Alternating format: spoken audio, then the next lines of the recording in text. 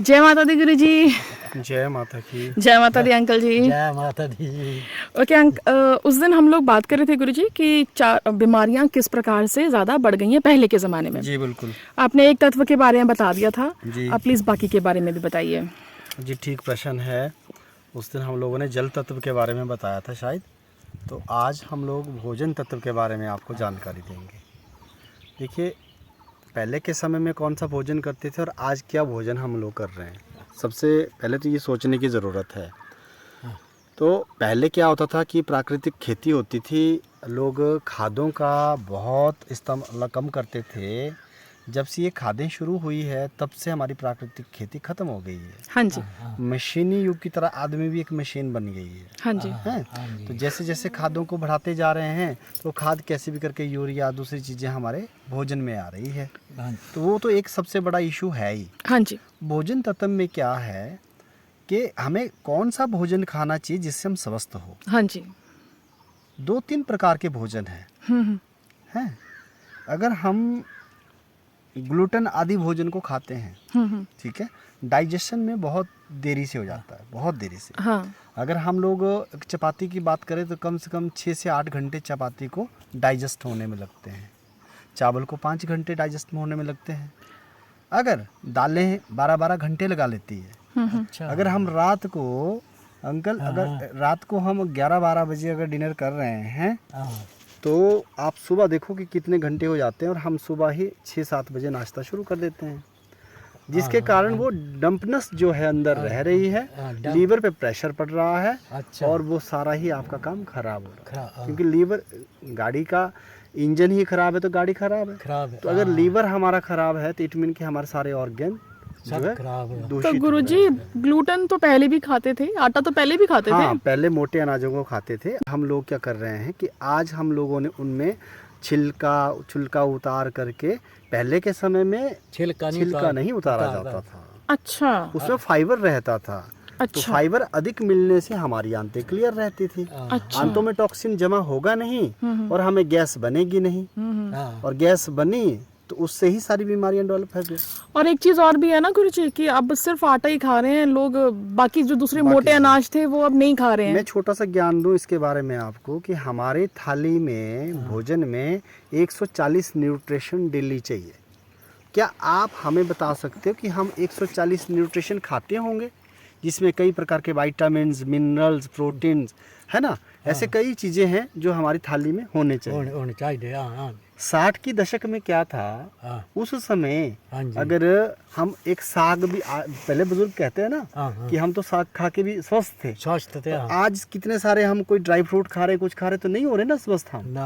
कारण है दूषित वातावरण, पोल्यूशन का मार, है ना, खादों की मार। तो उस समय 60 के दशक में एक साग की कौली में पूरे 140 न्यूट्रिशन मिलते हैं। मक्की की रोटी, कोदरे की रोटी, ये सब खा करके उसके साथ जो है न्यूट्रिशन पूरा हो जाता था। मंडल की, रागी की जो है, कंगनी की। आज ये चीजें नहीं रही। बाजरा, ज्वार। उस समय ना हम जो है ना घराट का आटा, आज मशीनों का आश्रित है।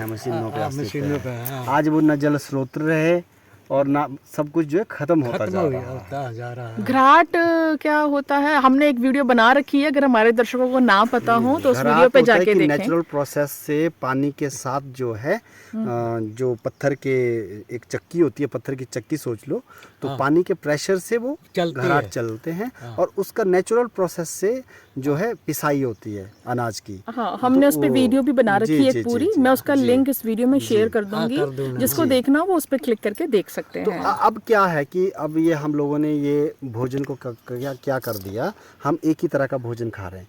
हम दाल चावल खा रहे हैं, हम ये सब्जी चपाती खा रहे हैं, बस हम वहीं पे उसी पे डिपेंड है, उसी पर। उसमें और चीज़ें हम एडिशन नहीं कर पा रहे हैं, तो कैसे न्यूट्रिशन बढ़ेगा हमारा।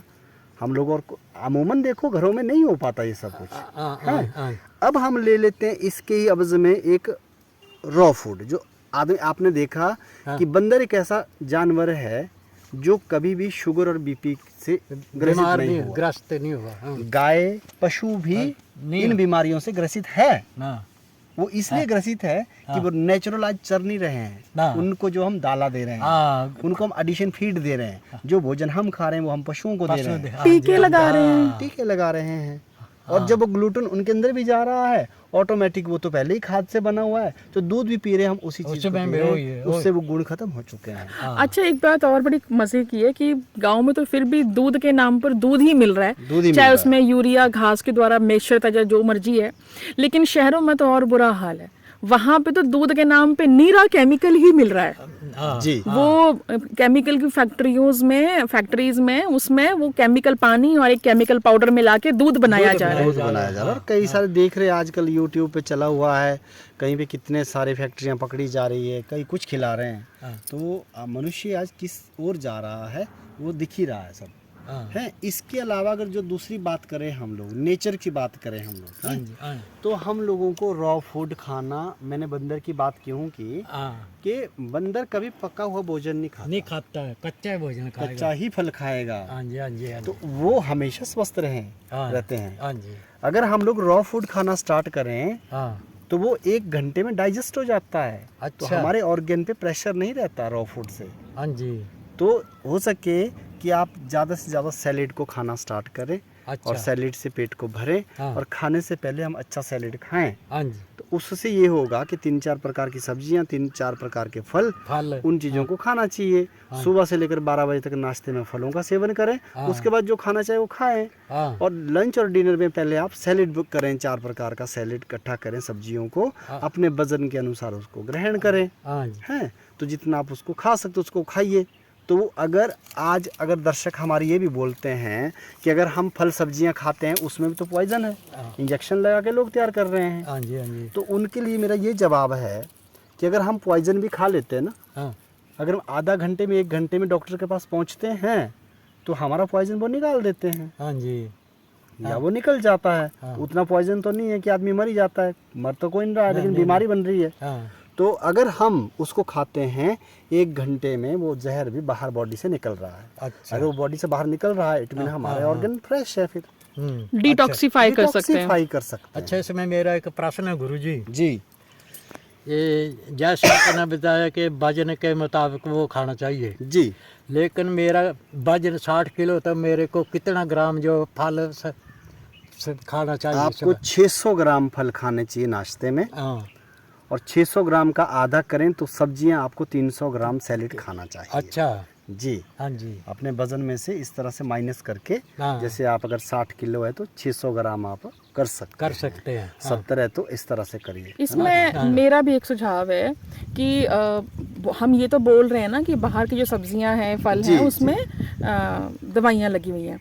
तो सब तो नहीं कर सकते और सारा भी नहीं कर सकते, लेकिन जितने लोग कर सकते हैं और जितना कर सकते हैं, ज़्यादा से ज़्यादा अपनी फल और सब्जियां खुद लगाना शुरू करें। खुद लगाना शुरू ज़्यादा से ज़्यादा, ज़्यादा से ज़्यादा। बाजार से खरीदने की बजाय अगर एक टमाटर ही लगा सकते हो तो टमाटर ही सही, हाँ जी, है ना। अपने छोटे गमलों में, गलियारों में, कहीं भी छोटी थोड़ी थोड़ी खेती अगर शुरू करेंगे तो घर के बच्चों पर भी उसका एक पॉजिटिव प्रभाव पड़ेगा। और आपको भी खुशी होगी कि आपका फूड आपके द्वारा उगाया हुआ है। ज्यादा कुछ नहीं तो हरी मिर्च का पौधा तो लगा ही सकते हैं। छोटी छोटी शुरुआत कर से कब आप एक बड़े उस पर पहुंच जाते हैं तो पता नहीं चलता है। इसमें एक और भी मेरी भी एक बात है इसमें, पहले आप बोलिए। नहीं, मैं भी आपकी बात बोल रहा हूँ, आपके मन की बात बोल रहा हूँ कि बर्तन भी इसके लिए बहुत जिम्मेवार हैं। हाँ जी, जो हम लोग पहले बर्तन जो वो करना, जिन बर्तनों पे हम भोजन बनाया करते थे, हमारे बुजुर्ग, जैसे हमने सुना है कि वो कैसे भोजन तैयार करते थे, और आज के समय में हमारे बर्तन सारे ही चेंज हो गए।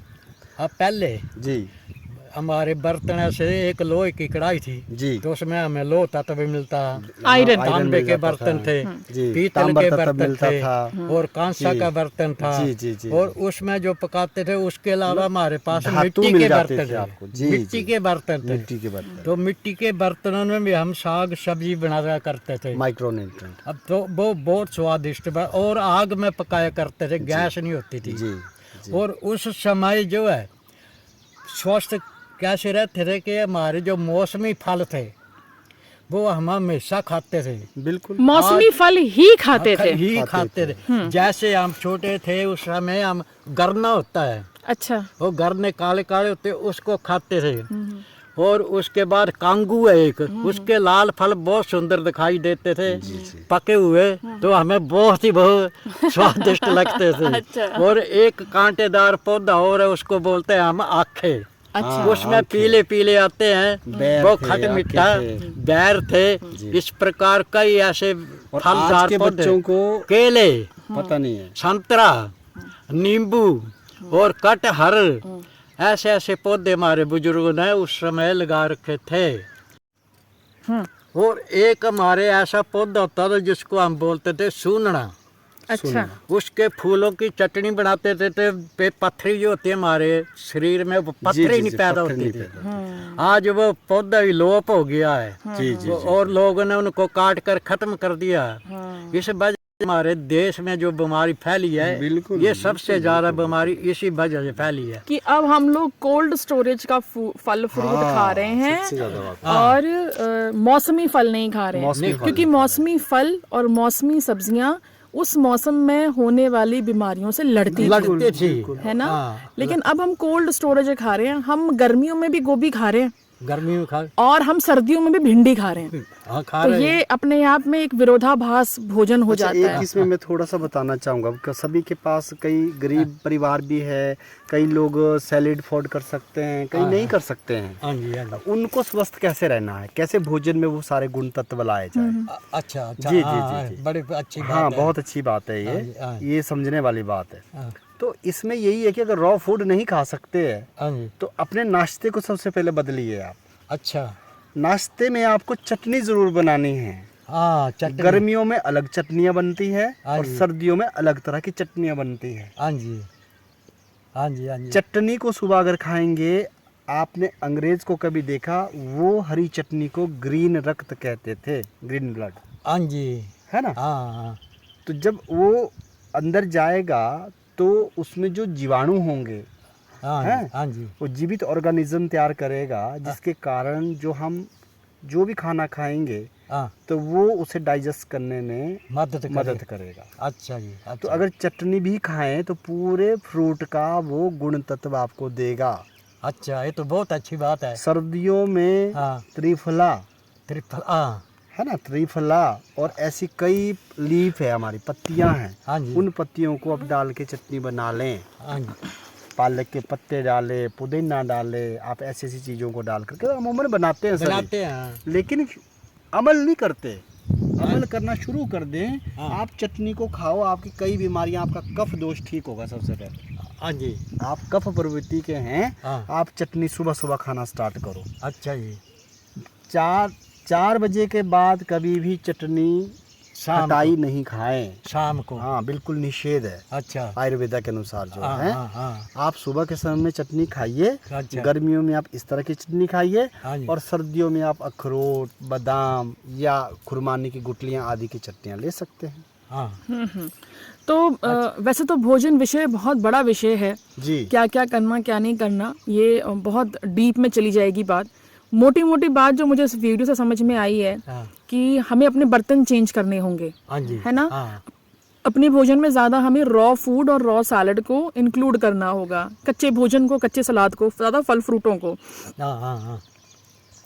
और तीसरा आपने बताया कि चटनी को ज़्यादा अपने भोजन में इन्वॉल्व करिए और रात के बाद मत खाइए, और कोशिश ये करें कि अपना कोई भी फल फूल सब्जी कुछ भी आप अपना उगा सकते हैं तो वो खाएं सीजन के अनुसार। सीजन के अनुसार लीफ निकलती है, उन लीफ को डालिए, चटनी बनाइए। हाँ, तो इसके अलावा कोई और महत्वपूर्ण पॉइंट छूट रहा हो तो हम बात करें, अदरवाइज देखिए भोजन का तो बहुत बड़ा विषय है। इसको कैसे चबा के खाएं, क्या करें, जठर अग्नि कब खाएं कब नहीं खाएं, वो अगले वीडियो के लिए छोड़ देते हैं। ठीक है। मैं समझता हूँ ये वीडियो काफी लंबा हो गया, तो ये जानकारी दर्शकों तक पहुँचे, ये हमारा उद्देश्य है। हाँ, और इससे जुड़े हुए कोई भी सवाल आएंगे, कोई भी कमेंट्स आएंगे तो हम उसके उत्तर नेक्स्ट वीडियो में देंगे।